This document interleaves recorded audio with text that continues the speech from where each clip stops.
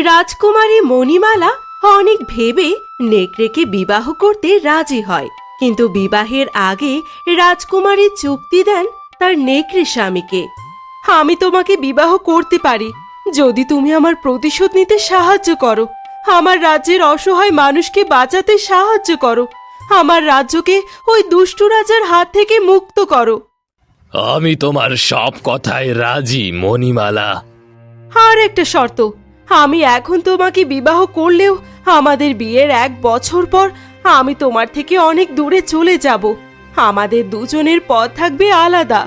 তোমার জীবন বাঁচাতে আমি সেটাও করতে রাজি, তা না হলে তোমার জীবন যে সংকটে থাকবে। সাধু বাবা তো বলল তুমি নাও বাঁচতে পারো এই বিবাহ থেকে উঠে গেলে। বলি লগ্নের যে আর বেশি সময় নাই, ওইদিকে বাড়িতেও হয়তো সবাই চিন্তা করছে। যদি বিবাহ করতে চাই তাহলে তাড়াতাড়ি এখানে আইসা বসো। যা মা, শুভ কাজে দেরি করতে নেই। দোয়া করি সুখী হ, বিধাতা তোর মনের ইচ্ছা পূর্ণ করুক। নে মা, এটা তোদের দুজনকে উপহার দিলাম। এই কাপড়টা হাতে রেখে যখন বলবি আমি ছোট হতে চাই, সাথে সাথেই ছোট হয়ে যাবি। অনেক বিপদ থেকে বাঁচতে পারবি মা। ধন্যবাদ সাধু বাবা। চলো নেকড়ে, আর দেরি করা ঠিক হবে না। সাধু বাবা তাদের থেকে বিদায় নিয়ে চলে যায়। এরপর পুরোহিত মশাই নেকড়ে ও রাজকুমারীর বিবাহ সম্পূর্ণ করেন। তোমাগর বিবাহ সম্পূর্ণ হইল, এবার আমি আসি। পুরোহিত মশাই, আপনি এই জঙ্গল থেকে একা বাড়িতে যেতে পারবেন না। জঙ্গলে অনেক হিংস্র প্রাণী আছে। বানর, তুই মণিমালাকে নিয়ে আমার ঘরে যা, আমি পুরোহিত মশাইকে তার বাড়িতে পৌঁছে দিয়ে আসি। ঠিক আছে নেকড়ে ভাই, চলুন রাজকুমারী।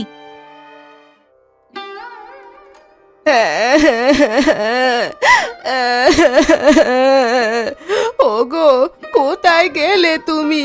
কেমন করে খুঁজবো আমি তোমাকে? আমার শীতের সিঁদুর যে মুছে যাবে আজ। ফিরে আসো, ফিরে আসো।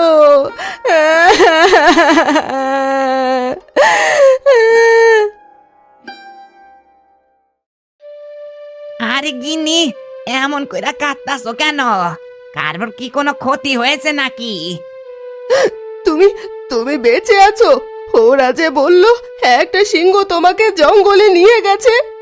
এই সাজন, ওই দেখ একটা নেকড়ে, ধর নেকড়েটাকে, না হলে আমাদের মেরে খেয়ে ফেলবে নেকড়েটা।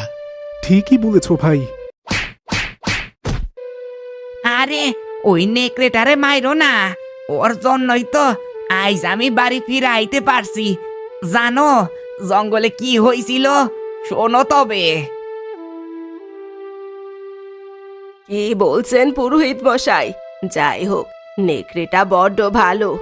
আচ্ছা, তুমি জঙ্গলে চলে যাও। আর এই যে বৌদি, অবশেষে আপনার শীতের সিঁদুর রক্ষা পেল। আজ আমরা আসি বৌদি। এই চলো চলো। পুরোহিত মশাইয়ের বাড়ি থেকে যে যার মতো তাদের বাড়ির দিকে চলে যায়। অন্যদিকে নেকড়েও মানুষের হাতে মার খেয়ে ক্লান্ত হয়ে ঘরে ফিরে আসে। এ কি, তোমার সমস্ত শরীর থেকে রক্ত বেরোচ্ছে কেন? কি হয়েছে তোমার? কোনো হিংস্র প্রাণী কি তোমাকে শিকার করেছিল? বলো না। প্রহরীকে তার বাড়িতে দিয়ে আসতে গিয়ে ফেরার পথে কিছু মানুষ আমাকে মেরেছে। চিন্তা করো না, ঠিক হয়ে যাবে। আমি জানি কি করলে ঠিক হবে তুমি। বানর ভাই, আমার সাথে একটু চলো তো সামনে। কিছু ঔষধি গাছ নেব, ওনার শরীরে লাগিয়ে দিলে ওনার যন্ত্রণা কম হবে। ঠিক আছে চলো রাজকুমারী। কেমন কষ্ট পাচ্ছে নেকড়ে ভাই, আহারে। আমি নেকড়ে ভাইয়ের কাছে থাকছি, ওনাকে দেখে রাখবো। তোমরা তাড়াতাড়ি ফিরো। ধন্যবাদ টিয়া বন্ধু। চলো বানর ভাই। মণিমালা বানরকে নিয়ে কিছু ঔষধি গাছ এনে নেকড়ের শরীরে লাগিয়ে দেয়। এভাবে কিছুদিন কেটে যায়। রাজকুমারী মণিমালার সেবাতে নেকড়ে সুস্থ হয়ে ওঠে। মণিমালাও নেকড়েকে ভালোবাসতে শুরু করে। তুমি তো এখন সুস্থ, এবার কি তুমি আমাকে সাহায্য করবে? তুমি যে আমাকে কথা দিয়েছিলে আমার রাজ্য, আমার বাবা মাকে উদ্ধার করতে সাহায্য করবে। ঠিক আছে, তবে আজকেই যাব আমি তোমার রাজ্যে। আমিও যাব তোমাদের সাথে রাজকুমারী। বিপদ হলে আমি খবর নিতে পারবো তোমাদের। আমিও যাব তোমাদের সাথে। রাজকুমারী, তুমি ছদ্মবেশ নিয়ে চলো রাজ্যে। দাঁড়াও, আমি তোমাকে কিছু কাপড় এনে দিচ্ছি।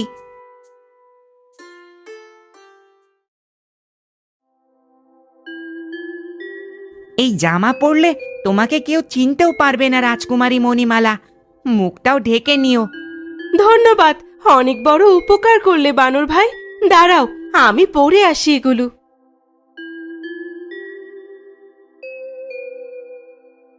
আমার হয়ে গেছে, এবার তোমরা চলো। বানর টিয়া, তোমরাও চলো। আমার প্রয়োজনীয় জিনিস এই থলিতে নিয়েছি। মণিমালা, তুমি আমার পিঠে উঠে বসো, আমরা পলকের ভিতর চলে যাব তাহলে রাজপ্রাসাদে।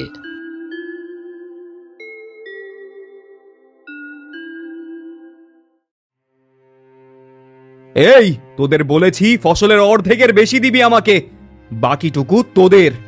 মহারাজ, দুদিন আগেই তো আপনাকে বাড়ির জমির দলিল দিয়ে দিলাম। এখন থাকার মতো মাথার উপর ছাউনি নেই। ওই ফসলটুকুই শেষ সম্বল। সেটা বিক্রি করে গাছের নিচে ছোট একটা ঘর করব ভেবেছিলাম। মহারাজ, আপনাকে যদি সব ফসল দিয়ে দেই তাহলে আমাদের যে একটা ঘর বানানো হবে না। দয়া করুন, এবারের মতো ফসলগুলো নিবেন না। আমরাও যে বিপদে পড়েছি মহারাজ, এবার অল্প কিছু ফসল নিন। আমার কথা অমান্য করা? তোরা কোথায় থাকবি সেটা কি আমি বলে দেব? মন্ত্রী, চাবুকের বাড়ি মারো এদের। জি মহারাজ। মরে গেলাম। মহারাজ, রাজকুমারী মণিমালাকে অনেক দেশে খুঁজেছি, তাকে পেলাম না। আমার মনে হচ্ছে কোনো বন্য পশু তাকে খেয়ে ফেলেছে। কথাটা মন্দ বলেনি সিপাহী। যাক, একটা আপদ বিদায় হলো। আমরা নিশ্চিন্তে থাকবো এবার। যাই হোক, পরবর্তীতে রোহিত বুড়ো আছে। মহারাজ, আমার জমিতে অল্প ফসল ফলেছে, এজন্য আপনাকে এক ভাগ দিয়েছি। না হলে সারা বছর যে না খেয়ে থাকতে হবে। অল্প হলো কি বেশি হলো সেটা আমার দেখার বিষয় না। আমাকে যখন ফসলের ভাগ পরিপূর্ণ দাওনি, তার শাস্তি পেতে হবে। আরে মহারাজ, এমন কইরা মারলে তো মইরা যাইব। দয়া করে লোকটারে সাইরা দেন। এই মেয়ে, কে তুমি? এখানে কি চাই? ওরে বাবারে, নেকড়ে, বানর, পাখি সব দেখে সাথে করে এনেছো। আসলে রানীমা, ওনাদের দেখা ভয় পায়েন না, ওনারা কোনো ক্ষতি করবে না। আসলে আমি জঙ্গলে থাকি তো, ওই নেকড়ে হলো আমার স্বামী। বড় বিপদে পড়ে আপনাগো কাছে এসেছি। একখানা কাজ আমার খুব দরকার। মহারাজ, ওদেরকে আপনি কাজে রেখে দিন, না হলে ওই নেকড়ে আর বানর আমাদেরকে মেরে ফেলবে। আর গ্রামবাসী সবাইকে এবারের মতো ক্ষমা করে দিন। ঠিক আছে রানী। মন্ত্রী, সবাইকে আজকের মতো ছেড়ে দাও। দুদিনের মধ্যে যে যার ফসলের অর্ধেকের বেশি অংশ রাজবাড়িতে দিয়ে যাবে, মনে থাকে যেন। যথাজ্ঞা মহারাজ। এই যে গ্রামবাসী, তোমরা আজকের মতো বেঁচে গেলে। সময় মতো যার কাছে যা পাওনা দিয়ে দাও বলছে। আচ্ছা মেয়ে, তোমাদেরকে কাজে রাখছি, মন দিয়ে কাজ করবে। আর একটা কথা, এই নেকড়ে, বাদর, পাখি কাউকে রাজবাড়ির ভেতর নিতে পারবে না। না না, আমরা রাজি। সবাইকে নিয়ে রাজবাড়িতে চলো।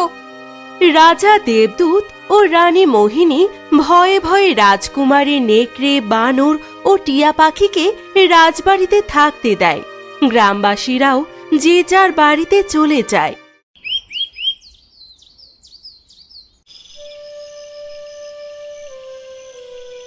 মণিমালা, তুমি এবার মহারাজ রানীমার সাথে কেমন করে দেখা করবে? ওখানে তো অনেক প্রহরী আছে। কেন তুমি ভয় দেখিয়ে সব প্রহরীদের সরিয়ে দিবে? আরে না, আমার কাছে একটা ওষুধ আছে, আসার সময় নিয়ে এসেছি। এটা স্প্রে করলে সবার জ্ঞান হারিয়ে যাবে। তাহলে দেরি কেন? চলো সবাই ওই গুপ্ত অন্ধকার কারাগারে। আমার কাছে সেই স্প্রেটা দাও। ও, আগে স্প্রে নয়, আগে আমরা সাধু বাবার দেওয়া রুমালটা দিয়ে ছোট হই। জাদুর রুমাল আমাদের সবাইকে ছোট করে দাও দেখি। এবার চলো সেই কারাগারে।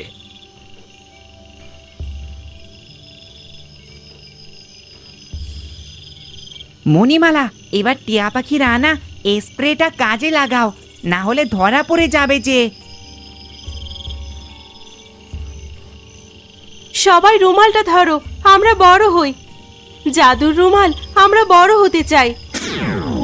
কাজ হয়ে গেছে, এবার বাবা মাকে খুঁজতে হবে। বাবা, মা, বাবা, তোমাদের কি অবস্থা? বাবা, কথা বলো। কে কে ডাকছে আমাকে এমন করে? এ কি মেয়ে, কে তুমি? এখানে কেমন করে এলে?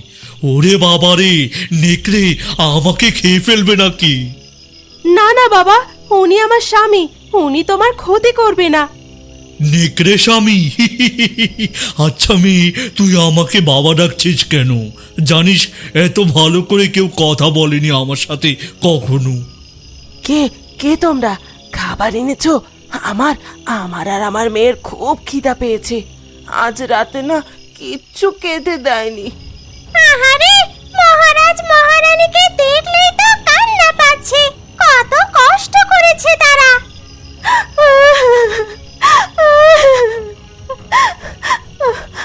তোমাদের মুক্ত করব আমি মা, তোমাদের সুস্থ করে তুলবো। কিন্তু কিন্তু কেমন করে সুস্থ করব?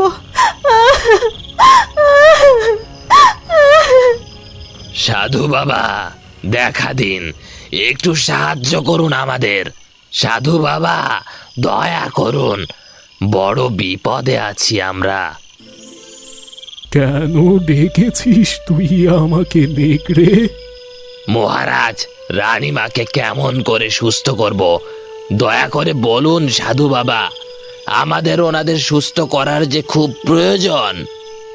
এটা আমি পারলেও করব না। এটা এটা তো জাদু কাজ করেছে, তাই জাদুকরকে শাস্তি পেতে হবে। উত্তরের জঙ্গলে নীল গুহার ভিতরে একটা জাদুকর আছে, সেই তোমাদের বাবা মাকে ভালো করতে পারবে। ওই জাদুকরের কাছে যাও, সে তোমাদের ক্ষতি করতে চাইলে আমাকে স্মরণ করো। ঠিক আছে, আমরা সবাই এক্ষুনি রওনা দিচ্ছি। এত রাতে কি ঠিক হবে যাওয়া? সাধু বাবার আশীর্বাদ আছে আমার সাথে, কিছুই হবে না। মণিমালা ঠিকই বলেছে, আমার আশীর্বাদ আছে, তোমাদের কিছুই হবে না। আমি গেলাম। আমি হারিকেন আনছি, আর দেরি করা ঠিক হবে না। সকাল হলে আমরা ধরা পড়ে যাব না হলে। বানর একটা হেরিকেন আনতেই তারা উত্তরের সেই জঙ্গলের উদ্দেশ্যে বেরিয়ে পড়েন। হাঁটতে হাঁটতে তারা একসময় জঙ্গলের সেই নীল গুহার ভিতরে পৌঁছায়। কে তোরা? কেন এসেছিস আমার কাছে? কি চাই তোদের? আমি একটা বিপদে পড়ে আপনার কাছে এসেছি জাদুকর। আমার বাবা মাকে আজ থেকে 20 বছর আগে এখনকার রাজা দেবদূত পাগল বানিয়ে রেখেছে আপনার মাধ্যমে। দয়া করে তাদের ভালো করার ওষুধ দিন। না, সেটা আমি করব না। মানুষ জানবার আগে আমি তোকেও ঈগল বানিয়ে দেব। এটা করলে তোমারই সর্বনাশ হবে জাদুকর। কে করবে আমাকে সর্বনাশ? তুই সামান্য একটা নেকড়ে। তুই যেহেতু কথা বলতে পারিস, তুই সামান্য নাও হতে পারিস, তবুও আমার জাদুর কাছে তুই পারবি না। দেখ আমার জাদুর ক্ষমতা।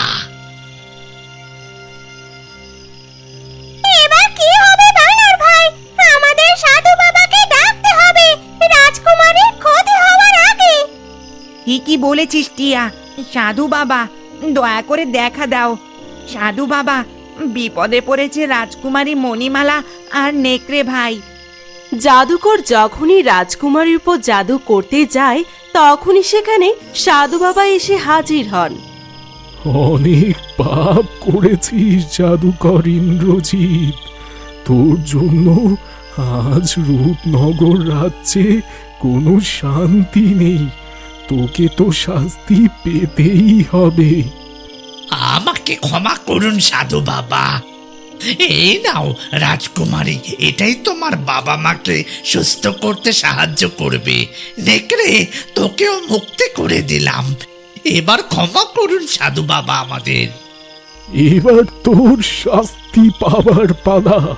তোর সমস্ত শক্তি নিয়ে নিলাম আমি। আজ থেকে তুই ঈগল পাখি হয়ে থাকবি। আমি আমার শাস্তি পেয়েছি। হয়তো আমাকে সারা জীবন ঈগল হয়ে দিন কাটাতে হবে। ভুল করেছি আমি, ভুল। এবার তোমরা তোমার বাবা মাকে এই ওষুধটা খাইয়ে দাও, দেখবে তারা সুস্থ হয়ে উঠবেন। আমি গেলাম, প্রয়োজন হলে আবার আসবো। সাধু বাবা অদৃশ্য হয়ে যেতেই মণিমালা, নেকড়ে, টিয়া ও বানর রাজ্যে ফিরে আসে। এরপর সেই গুপ্ত কারাগারে যান। এবার আমি কেমন করে তালা খুলবো? আমি কি ওই নকুল রাজার ঘর থেকে চাবি আনছি।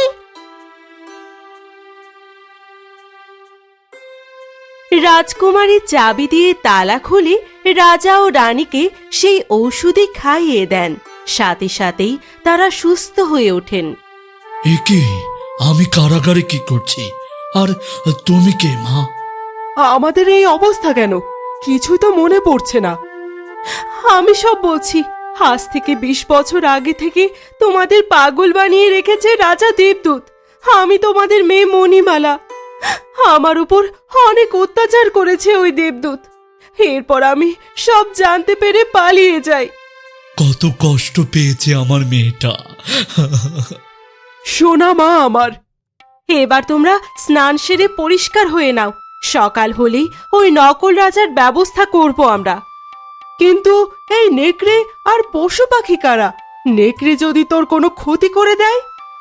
মা, ওই নেকড়ে আমার স্বামী। নেকড়ে স্বামী?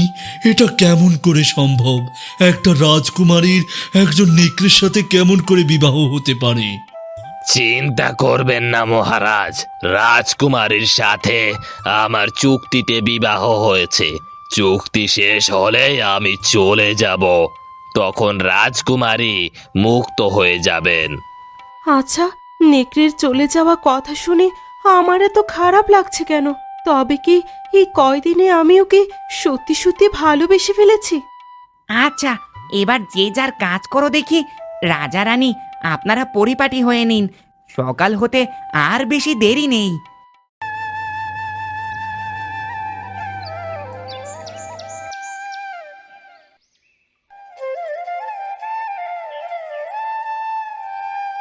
এ কি, কারাগারের দরজা খোলা, রাজা রানী কেউ কারাগারে নেই। প্রহরী, কোথায় তোমরা? ক্ষমা করবেন, আসলে আমরা কেন জানি ঘুমিয়ে পড়েছিলাম। সকালে আর রাজা রানীকে দেখতে পাইনি। পাহারা রেখে ঘুম, আজ তোদেরকে মেরেই ফেলবো। মন্ত্রী, আমার চাবুক।